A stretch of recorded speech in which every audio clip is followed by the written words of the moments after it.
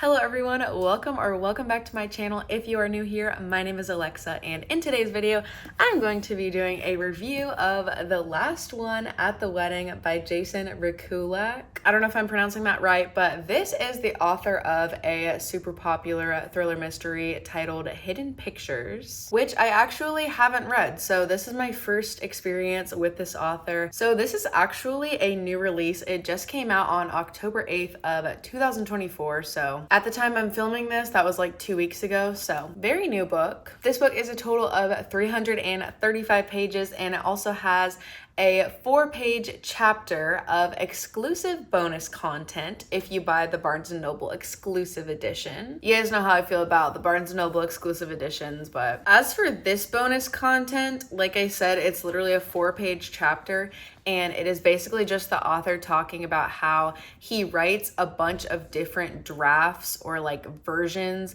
of the book that he's writing, and then he ends up going with the one that makes the most sense and pushes the plot forward in the most efficient way. And so he's basically just talking for 4 pages about a character that he potentially was going to put into the book, but then ultimately decided that he was not going to add her in the book, and so it's basically kind of just like a deleted scene. So if that's important to you, go ahead and grab the Barnes & Noble exclusive edition, but if that does not matter to you, the regular old edition is completely sufficient. So this book is split up into 5 different parts. The first part is called The Invitation, the second, The Arrival, the third, The Rehearsal, the fourth, The Wedding, and the fifth, Parting Gifts. Each part has like roughly 10 to 13 chapters in it, if I'm remembering correctly. And at the time that I'm filming this book has a 3.73 on Goodreads out of about 7,000 reviews. And then on Amazon, this has a 4 out of 5 stars out of about 600 reviews. And like I said, this is still a pretty new book, so that is not a ton of reviews to go off of, but I like to include the reviews regardless. As for the description of this book, if you don't know what this book is about, I'm about to read the description.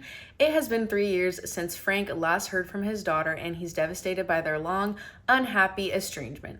But then an unexpected phone call from Maggie changes everything. She says she's getting married and she wants her father to walk her down the aisle. Frank is overjoyed by the news. Here, at last, is a chance for reconciliation, a perfect opportunity to repair their fractured relationship. But a disturbing discovery about his future son-in-law leads Frank to wonder if Maggie is making a terrible mistake. And once he arrives at the wedding, an extravagant 3-day affair set at a luxurious lakefront estate, the warning signs keep piling up. Can Frank unravel the truth about Maggie's fiancé before it's too late? An edge-of-your-seat thriller that delves deep into love, marriage, and family ties, The Last One at the Wedding offers non-stop surprises and brilliant suspense. Really quick, before we get into the spoilery plot summary and all of the plot twist ratings, I'm going to talk about some non-spoiler opinions about this book. I feel like I have a bit of a better perception of this book because I haven't read his previous book, which is very highly acclaimed by readers. So I was kind of able to go into this book with a bit of a clean slate in regards to the author because I haven't read his previous book. So I feel like my opinion of this book might be better than people who have read his other book, because it just kind of seems to be the general consensus that that one is a lot better than this one. I do really want to go back and read that book. So this book is kind of marketed as a thriller mystery slash suspenseful family drama. I think it's marketed mildly incorrectly because I feel like this book is anything but thrilling. I feel like the fact that I went into it thinking it was going to be a thrilling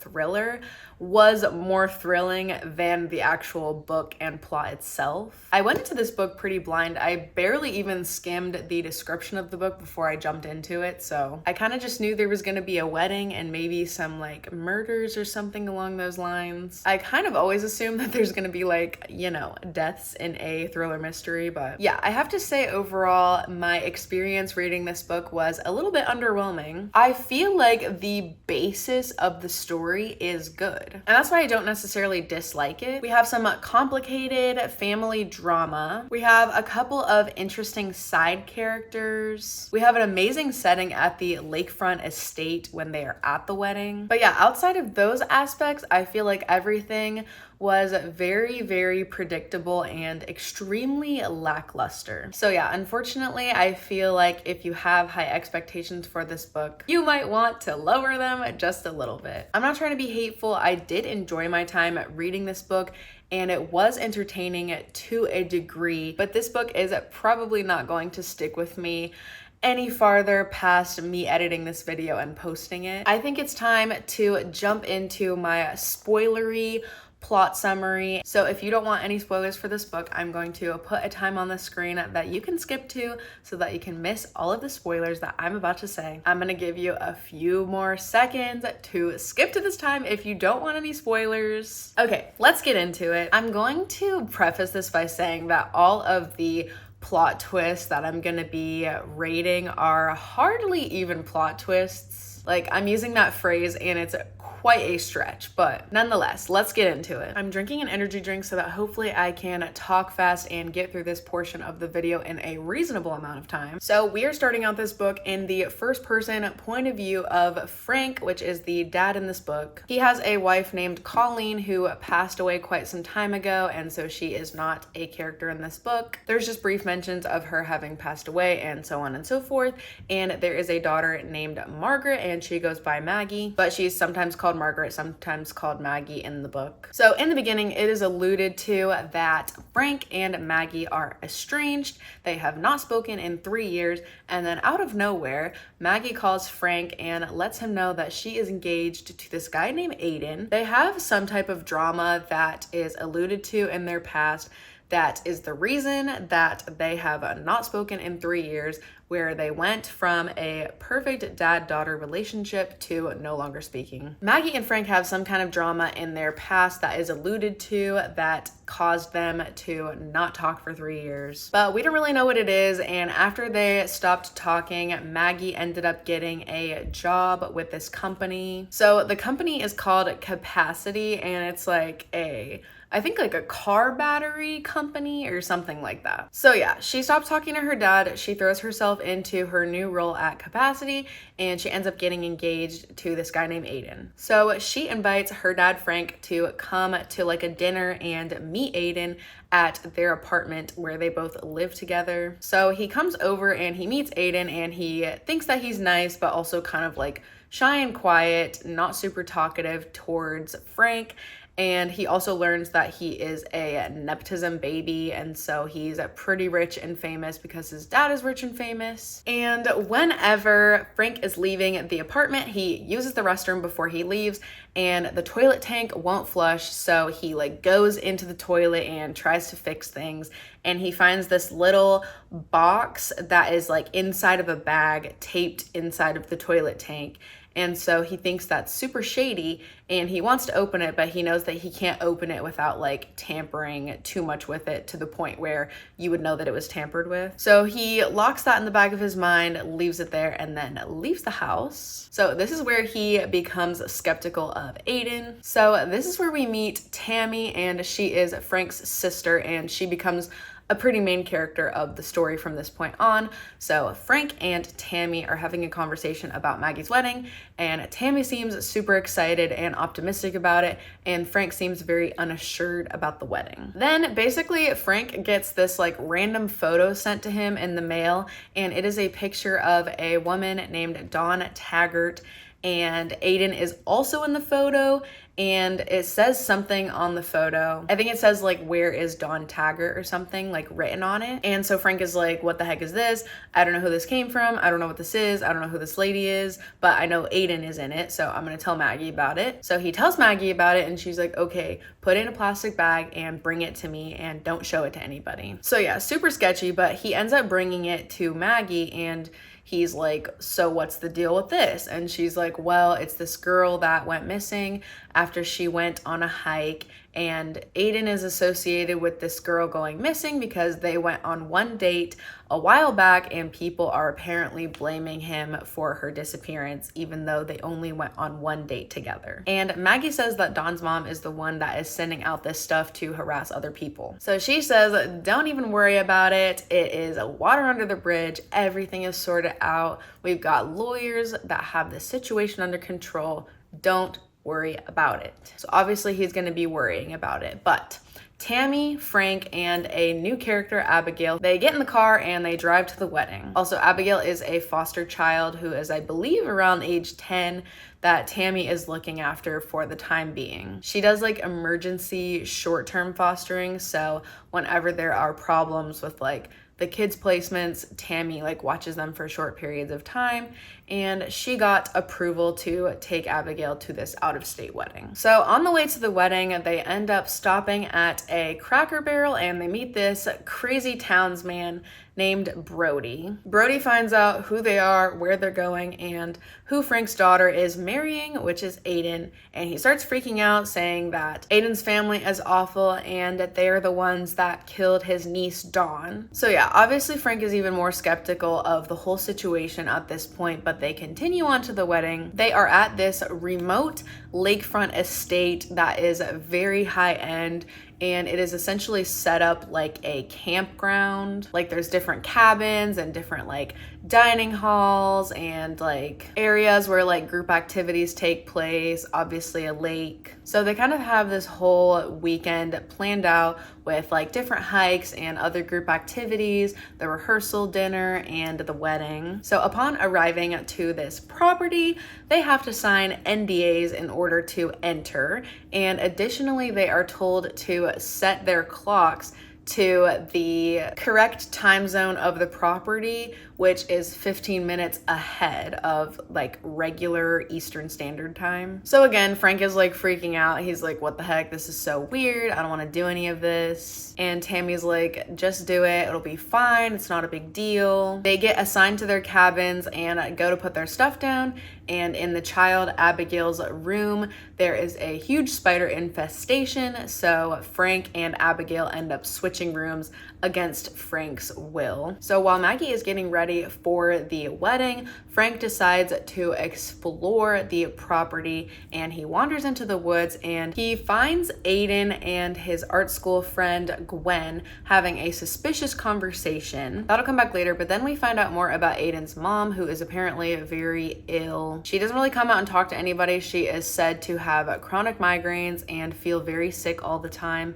And so she is locked up on a top floor of one of the cabins on the property. So now Frank is starting to get very, very suspicious and he's wanting to get some answers about a couple of things. So he talks to Aiden and is like, hey, what's the deal with this photo? And Aiden is like, yeah, there's absolutely no way that this could have been me because me and Maggie were together on these specific dates and she is my alibi, and so I am clearly not guilty. Frank finds the whole story a little bit suspicious, and then he sets out to encounter Aiden's mother. But instead of finding Aiden's mother, he finds Gwen, and Gwen is like giving him super cryptic information, being like, yeah, if you don't know what's up with Aiden's mom, then you have no idea what's going on here. So Gwen is like, yeah, I can't really tell you what's going on right now, but I will tell you later.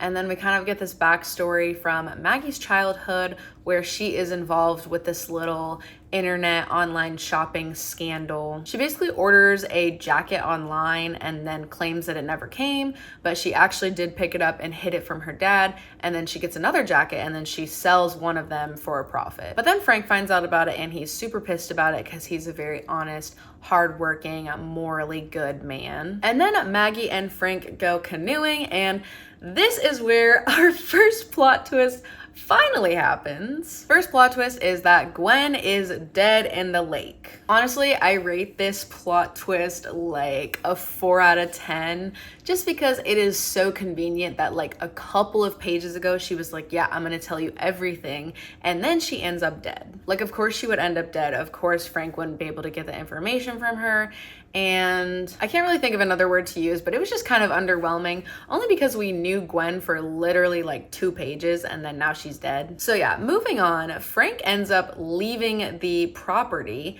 and he goes to visit Dawn, the missing woman's mother. So Dawn's mom's name is Linda, and Frank and Linda have this conversation where Linda says everything she knows about her daughter's disappearance. She basically explains that Aiden and Dawn saw each other for an entire summer, so that is not in alignment with what Aiden said about his relationship with Dawn. And Linda basically just explains explains some confusing stuff about some evidence that was moved around and tampered with and destroyed. Basically just saying that there are some more suspicious things that went unexplained when it came to Dawn's disappearance. So Frank gets even more suspicious and he heads back to the property where the wedding is being held, and he runs into one of Maggie's friends from college named Min, and they basically explain that in college Maggie was associated with this cheating scandal that took place in Maggie and Min's sorority. And then after Maggie and Aiden's lawyers take a look at the photo that was sent to Frank a while back, they tell everybody that the photo was photoshopped because apparently in the photo, Aiden had like 2 left thumbs. So the rehearsal dinner takes place, and then Frank goes to find Aiden's mother. He ends up talking with her, but whenever he encounters her, he comes to the conclusion that she's not actually sick, or if she is, he can't really tell, but she just seems like she's day drunk. And so Aiden's mom basically explains a story about Dawn where her husband and Dawn were sleeping together, and that it made Aiden's mom so mad that she ended up hitting Dawn on the head with a car battery. She falls down the stairs and then dies. But since Aiden's mom is allegedly sick or drunk, we don't really know how credible this story is. So Aiden catches Frank and his mom talking about this situation, and he tells Frank not to believe anything that she's saying and says that he needs to leave. All right, on to our second plot twist of this story. Frank is still exploring the property some more, and he walks into a room and finds Maggie sleeping with Aiden's dad. I rate this one like a 6 out of 10, not because I like it at all, but because we just found out that Aiden's mother claims that Dawn and Aiden's dad were sleeping together, and so connecting those dots, it kind of does something for the story in my opinion. And additionally, the shock factor was definitely there when I read that on the page, so yeah, 6 out of 10. So after that, Frank is very unsettled and tries to go back to his cabin and talk to his sister Tammy and tell her that things are not as they seem here. But Tammy basically doesn't care. She basically says that Maggie is a full-blown adult and that she can do whatever she wants, whether he agrees with it or not. And the reason that Tammy doesn't care is because she has stock in the company that Maggie works for, Capacity. And so she doesn't want to burn that relationship because she wants to continue gaining basically money from this company. Aiden is kind of a confusing character because at this point you really can't tell if he's good or bad, because he goes up to Frank and he says, "Hey, I left something that I think will help you in the future in your suitcase," and that's gonna come back later. We then get a backstory again to Maggie's past, and this is a character that has been briefly mentioned and alluded to throughout the entire story, but I didn't mention it because we basically get no information until right now about this character. But there's basically this whole backstory about this character that is called Mr. Cellphone. I forgot his name. It might be Ethan or something, but I don't really remember. But they mostly just refer to him as Mr. Cellphone. Basically, it's this really dorky, nerdy, gross guy who's like 40, and he works at this cell phone store that Maggie got a job at. Basically, Frank does not like that Maggie has this job because they are the only 2 employees, so it is a young, pretty girl at a store all day with an older, gross guy. And long story short, basically this Mr. Cellphone guy inherited this business from his family. He doesn't want to be owning it, so he basically gets in cahoots with Maggie to commit arson and claim insurance money together. But whenever they went to court about it, Mr. Cellphone never ended up mentioning Maggie, so she never got in trouble for it because her name was never brought up. So yeah, she basically commits arson but then gets away with it. So at this point, things get very chaotic, and Maggie basically ends up explaining to her dad Frank that this entire marriage is just a cover-up for the death of Dawn, and we find out that the story that Aiden's mom told about Dawn dying is true. So Maggie basically just explains that she is gaining a lot of money by helping cover this all up and sleeping with Aiden's dad. Then here's plot twist number 3, Aiden ends up dying. There are a bunch of chaotic things going on, and I honestly can barely even remember how he dies. I know he dies by gunshot, but I don't even remember who ends up shooting him. I feel like it just ends up being a mistake with like some of the security guards or something. I don't really even remember what happened. And so I rate this one a 2 out of 10 solely based on the fact that I don't even remember how it happened. So it's clearly not that memorable, but it does push the plot along in one way that I will get to in a few minutes. So yeah, everybody's freaking out, the wedding's ruined, and the little girl Abigail ends up being the last one at the wedding. So yeah, I specifically remember that because it was the book title on the page. So I thought that was kind of fun. But anyways, then I also forgot to mention that there is a small side character in the beginning of the book, which is Frank's hairdresser. Her name is Vicky. She has a son who is a journalist. And Frank invited Vicky to the wedding, but she was not able to come because it was too last minute. So yeah, she knows about the wedding and that Frank is there. Okay, so the last part of this book is very, very rushed in my opinion, so I'm gonna do my best to explain it, but a lot of it doesn't really make sense / I don't exactly remember everything perfectly, so bear with me as we get through this last part. So we are flashing back forward. Everybody is back home. The wedding did not happen because Aiden died, and Tammy ends up adopting Abigail. And Frank is visiting with Abigail, and she has this poster pinned up on her wall. When he asks her what it is, she says that it was in her suitcase when they came back from the wedding. And this is kind of a plot twist, kind of not really, but I'm gonna count it because I want 5 instead of 4. So plot twist number 4 is that basically this map was meant to go to Frank, but it ended up going to Abigail because Aiden didn't know that Abigail and Frank had switched cabins because of the spider infestation. So he put it into Abigail's suitcase thinking that it was Frank's. And when Frank looks at it, it is a map of the estate, and there is a X in the middle of the lake. So Frank finds this map and he wants to burn it, but he tells Maggie about it for whatever reason, and Maggie is like, you have to bring that to me. So Frank and Maggie agree to meet up. He gives the map to Maggie and the rest of Aiden's family, and they burn it. And at this point in the story, Aiden's family kind of seems like this weird like mafia group, but they basically talk to Frank and imply that Abigail knows too much because she saw the map. She wasn't supposed to see the map, and so they say that she's not safe and that everything's gonna be taken care of, basically alluding to the fact that they're gonna kill Abigail because she knew about the map. She's a wild card and they don't know what she's gonna do or say, so they're like, yeah, we're just gonna kill her. So Frank ends up demanding from Maggie and Aiden's family that he gets a ton of shares of the capacity company so that basically he can just have a ton of money and be okay with what's happening to Abigail. So he goes to the bathroom and he calls Tammy, says, take Abigail to a hotel. You guys are not safe. Do not contact anybody, open the door, nothing. He then is in that same bathroom from the very beginning of the story where there was a mysterious bag taped to the toilet tank. So he then opens up the toilet tank, takes that, ends up in this like whole complicated situation, pulls the fire alarm, there's gunshots, blah, blah, blah. He ends up escaping with this mysterious bag. And inside of this mysterious bag ends up being recordings that Maggie took of Aiden's family, saying a ton of incriminating information and evidence to basically put a stop to all of their wrongdoings. So he contacts his hairdresser, Vicky, and tells her to contact her son, who is a journalist or reporter or whatever. And then this is in the last chapter. We flash forward randomly to 7 months later. We then find out for plot twist number 5 that Dawn's body was found dead in the X that was on the map in the lake at the estate. In my opinion, the payoff to finding Dawn's body was little to none because we basically had like 2 scenes involving information about her. And so I just didn't find this information very rewarding. So I don't know. I guess I'll give it like a 3 out of 10. And basically the story ends with Maggie in jail and it is her birthday. Frank goes to visit her and he is not